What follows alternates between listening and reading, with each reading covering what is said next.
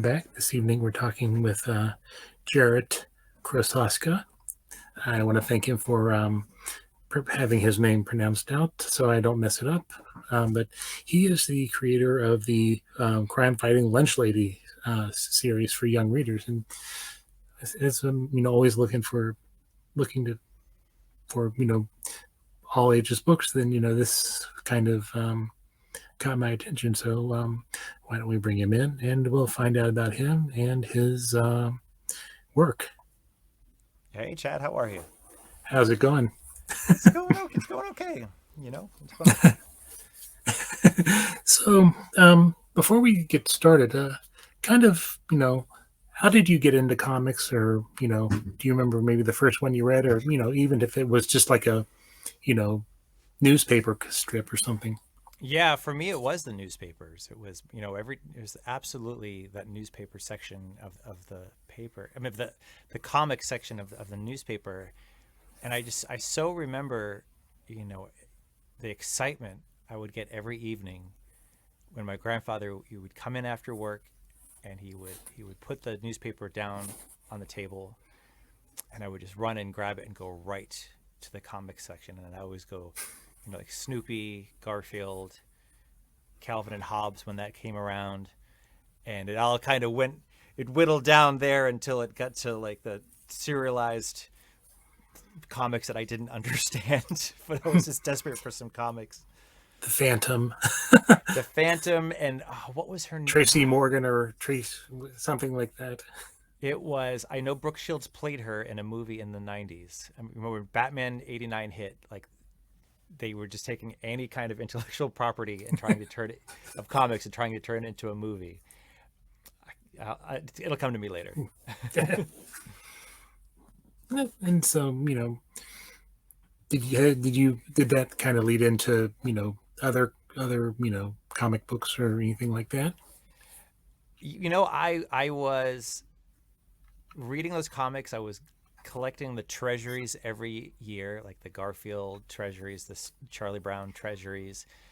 And I don't think that comics really blew up in my life until that Batman 89 movie Mm-hmm. was released. So I would have been about, maybe 11 or so, or 12 when that movie came out. And I was a lifelong Batman fan, but I consumed the stories via, Super Friends and the Batman 66, and, that amazing cameo that Batman and Robin made in a Scooby-Doo episode. Yes.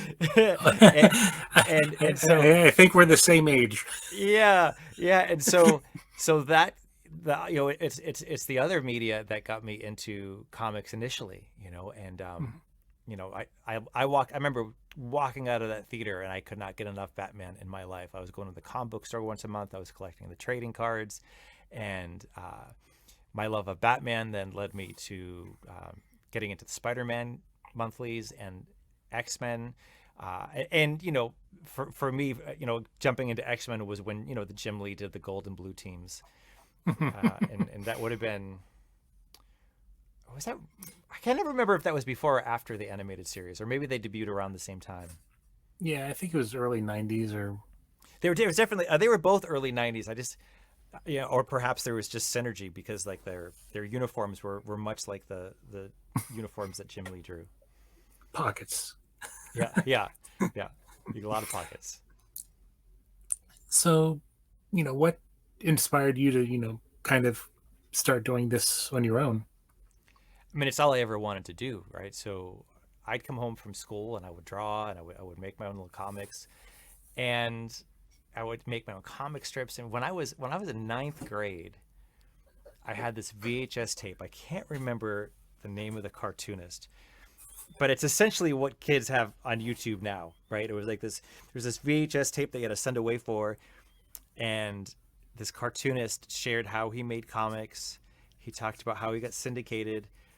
And so when I was in ninth grade, I was pitching syndicates for my ideas for comic strips. I graduated high school just knowing I wanted to write and illustrate stories for young readers. my career began as a picture book author illustrator. So when I went to art school, I really was gung-ho on writing and illustrating picture books. My high school art teacher brought in some picture books to share with me, and I just fell in love with how beautiful they were in the art form of the picture book, which is very similar to a graphic novel. So me cutting my teeth on picture books prepared me to create graphic novels. Learning the right balance of words and pictures, and the art of the page turn and pacing, so that you leave the reader on somewhat of a little cliffhanger at every turn, so that the reader keeps turning the pages and moving along. So incidentally, when my first book was published, this was 2001. I ran into my old lunch lady while on a little promotional tour for that book. I went back to my old elementary school, and sure enough, my lunch ladies, Jeannie and Betty, were still working at the school. And I didn't know it was a comic then. I just knew it was a story about the secret lives of lunch ladies. And it took until 2005, 2006 until I knew this idea needed to be a comic. And that epiphany came from unearthing comics that I'd made in elementary school, and just remembered how much I loved making comics and reading comics. And then I actually emulated the writing style that I was using in fifth grade, which of course I didn't think it was a writing style. I was just a fifth grade boy making comics. But as an adult, I emulate that writing style for the Lunch Lady comics. Mm-hmm.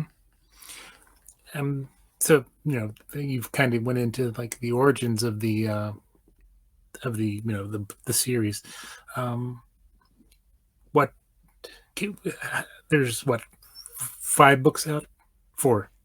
10. Well, they're 10 all. 10. They're 10 Lunch Lady books. The original run of Lunch Lady there were 10 graphic novels, and a different format. So the books that you're seeing now it's the reformatted full color edition. So initially, the books were about 96 pages long, limited color, black and yellow ink, paperback, very short, 5.5 by 6 inches.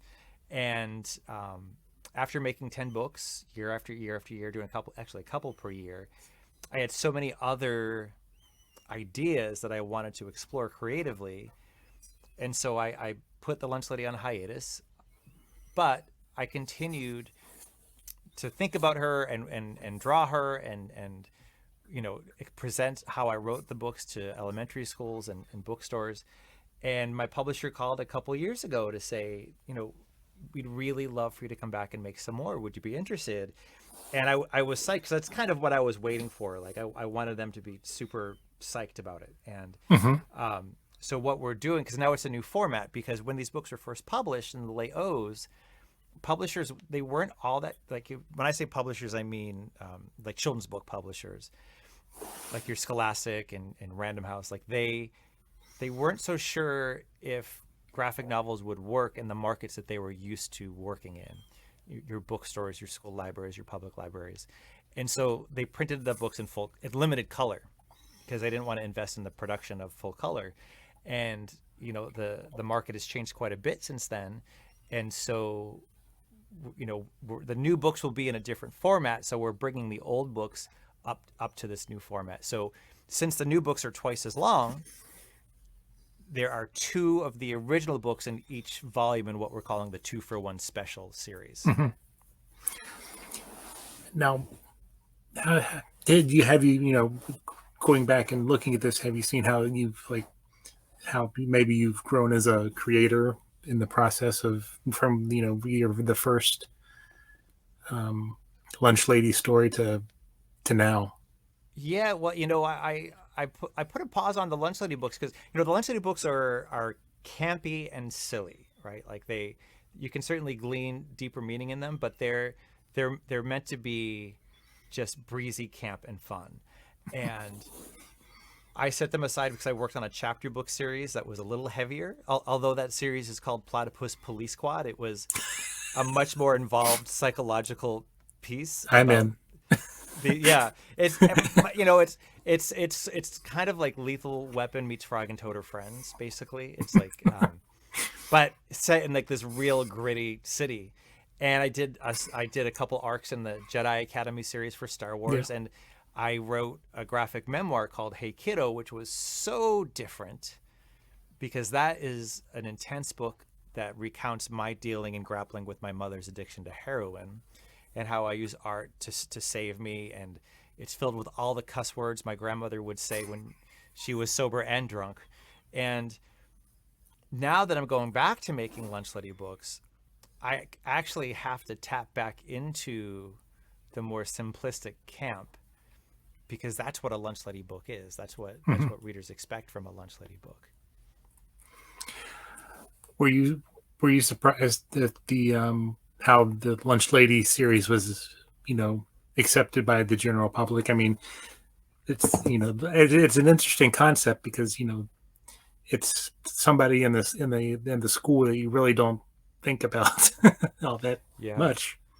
Well, you know what everyone has, over the years, connecting to people over these books, so many people have these wonderful, beautiful stories that they remember of their lunch lady from childhood.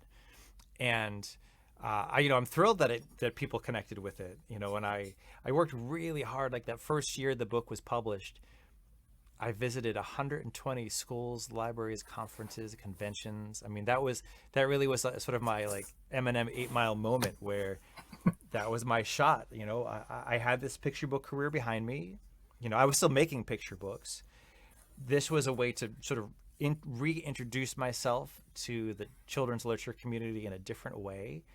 And I really believed in it. And the publishers were nervous. And I said, I'm going to do everything I can do to make this a success. I should also add, my first child was born in that time too. So that's another level of pressure and wanting to make sure that, I secured a place in which I could continue to make new books in the series. There's no guarantee there was going to be a series.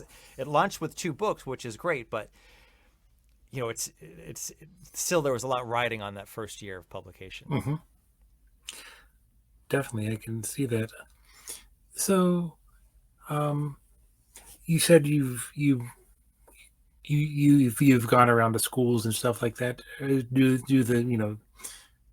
the kids really relate to the stories? And are there any other like young reader graphic novels out there that you would kind of not compare it with, but um, what's the word that it's similar to, I guess, because I know there's quite a few you know in the same vein. But there are a lot of graphic novels being published for kids now. I mean, I can't even fathom what that would have been like as a kid to have graphic novels in the school library. I mean, it was like outlawed to have a comic book back then. And certainly Garfield was never allowed in the school library. Um, and so, yeah, I mean, and some of the graphic novels that are being published today, are based in schools, like Matt Home and Jenny Holmes' Baby Mouse, or Dave Pilkey's Captain Underpants, which isn't a graphic novel, but a very heavily illustrated chapter book. And then you have like a new series that's out now that's really gaining in popularity, and deservedly so, is John Green's Investigators, which are about these two gators that are invests, and they're solving mysteries, and it's really fun. And they're adults, like in the same way SpongeBob is an adult. Like Hmm. you can still relate to the characters. Now, am I looking at your website correctly that you gave a TED talk? Yes, I've delivered 3, and the 2 of them have been published so far. The one that I delivered last summer, we're still awaiting publication for it. So, what were the 2 that have been published on? I'm Oh, interested. the one was about how art saved me, how using Hmm. art helped me deal with childhood trauma. The second TED Talk was about School Lunch Hero Day, which is an initiative I founded 10 years ago, capitalizing on the popularity of my book series to shine the light on all the hard work being done in our school cafeterias to really Hmm. lift up this group of people that they're in a, an invisible workforce, and they're not given the credit that they are due. And I don't know that I can say what the third one is about. I No, that's believe, fine. yeah, I believe it's coming out in the spring. No, I won't. I won't press you for that. So, but and you also do a podcast. How about telling us a little bit about that? Sure, yeah. I every year I set some sort of, like, not a New Year's resolution, but like a work goal. Like, um, ironically, in January 2020, I said I want to do more webcasting and live streaming and reaching kids virtually. Um, Turns out, like, that's all I was able to do in 2020. 2021 was the year of, like, okay, just rest, just get by, Hmm. just get through each day. And this year I said, okay, this long gestating desire to have a podcast. Um, Specifically, so my podcast is called Origin Stories, and I interview my colleagues about how they got to be graphic novelists. Starting with what were they like when they were kids, like what adults supported you, what adults didn't, like who believed in you, who didn't, and how'd you get to be where you are. Oh, that's interesting. I'll definitely have to check out check it out. Thanks, thank you. So, I mean, is there anything that that we haven't talked about? The lunch lady that you wanted to bring up, or I'm just so psyched to have her back and be, I was going through my old files to prepare everything for full color just as the pandemic hit, when everything was so scary. I mean, everything is still scary in this world, but especially then there were so many unknowns. And it was like comfort food for me to go back into that world. And since these books were initially published so long ago, I meet people in their early 20s, mid 20s too, that had these books when they were little and younger. And so I'm thrilled to be in this world again, and connecting with a new generation of readers for the books. now do you have any um, con appearances that you're thinking about, or I'm taking it. All of my public appearances used to be planned 6 to 12 months out, and we're now, as Omicron dies down, I'm kind of taking it month by month. So I don't have any. Mhm. I don't have any big con appearances. I hope to get to some in-person cons because I really miss my friends. I really Mhm. miss seeing Yeah. people. You know. Um. So, is there anything? I mean, it looks like again, just kind of looking at your website, it's pretty cool, Oh, and thank you. looks like Do you find it difficult to write for the different levels? The different audience ages, or I You, know you've talked about having to kind of scale things back a little bit for the lunch lady stuff, but yeah, no, I just enjoy writing stories that are told with words and pictures, and inevitably, depending on the topic, that will dictate, what age it's for. So my synapses are just always firing away on different ideas, and my sketchbooks are, filled with scratches of this idea or that idea. So the approach really is the same on bringing words and pictures together. The difference is when I'm writing for older readers, I get to curse. So and how was it diving into like the Star Wars universe? Even as the young Jedi Academy books. it was awesome. I mean, I never would have dreamed that I would make a Star Wars, like, because, and it was, I was selected to work on some of those books by nature of the fact that those books are for kids. They're for the elementary school set, and it was a lot of fun to just make references to different species, and especially the droids. I mean, the droids were my favorite as a kid, and I got to invent my own droid, so that was really cool. I'm just chuckling at the titles that you had for the Jedi Academy. The Force Oversleeps, The Principal Strikes Back. Yeah, they're all spoofs on the films, and Jeffrey Brown set that standard before I got there. So he did the first three books in the series. Yeah. So I don't know. Do you have, besides continuing your creator-owned work, are there any other like characters from, let's say, one of the major comic book companies that you would like to kind of put your spin on? I've given that some thought. I mean, because jumping into Jedi Academy was a blast. Ultimately, it's someone else's intellectual property, even though I'm creating a certain set of characters. Like I'm creating it for that company. My big three superheroes were always Spider-Man, Batman, X-Men, and when I get older, the Ninja Turtles too. So I don't know that I would go seek it out, but if anything from those worlds came across my desk, I'd be pretty psyched. I know when I was looking at your stuff, I don't know if, are you familiar with the Tiny Titans books? Yes, yes, those are great.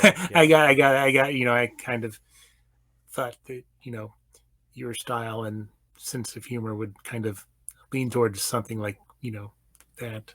Just It would be fun. It would be fun. Yeah, it would be a blast. so, where can people find you on social media? Where can they find your podcast? All the good stuff. So studiojjk.com is my website, which is like the offshoot where you can find everything. And I'm on just about every social media platform. I'm at studiojjk. Okay. Is there and where can people the two Lunch Lady books are in pre-order right now, right? Correct? They were published a couple weeks ago, and Oh. uh, I'm a big proponent of this website called bookshop.org because Hmm. it's the convenience of shopping online, but it supports independent bookstores. So Hmm. either you shop right on bookshop.org and that money gets pulled to the indies, or if you have an indie that you love, they're probably on there. You sign in and you say, I'd like it to go to this indie, and those indies all will curate book lists as well on bookshop.org. And or do you follow any like indie comics or indie creators? Um, Yeah, and I have this great bookstore, comic book store down the street. So I'm about a half a mile from this great children's bookstore that has this robust kids and young adult graphic novel section, and in the other direction, comics and more. Uh, Christian and Phoebe, they curate such a great section of indie comics. I just always go in and see what grabs me. I love just thinking I like the art for that cover, so I'm gonna take it home. It's like a blind date or something. Like we'll see how it goes. I don't know. and besides your book, are there any other young, you know, young books that you would? I mean, we've kind of talked about them, but are there any that you would personally recommend from the perhaps of your other creator friends might be doing or something? Oh gosh, so much that would be a really long list. You know what I'll do? I'll give a shout out because I was just reading C.C. Bell's El Defo to my kid upstairs. El Defo is a brilliant graphic memoir that only through like the medium of comics with the word balloons could you really truly understand CC's experience as a deaf person. And also, they just adapted it for Apple TV Plus, which in another way you can learn about her experience as a deaf person via the soundscape they created for the show. Very nice. Um, well, I want to thank you for taking the time to talk to me this evening. I know that we both have other responsibilities that we Yes. have to take care of and kind of keep us Po- busy. post putting the post putting the kids to bed fatigue for sure. Well, Chad, thank you so much for having me on your show. I All appreciate it. right. Nice to meet you. Well, thank you. And, if you ever want to ever have anything else you'd like to talk about, then you're more than welcome to come back and talk about it. I appreciate it. Thank you, Chad. All right. Thank you. Okay. Have a Be good well. evening. Be well. Good night.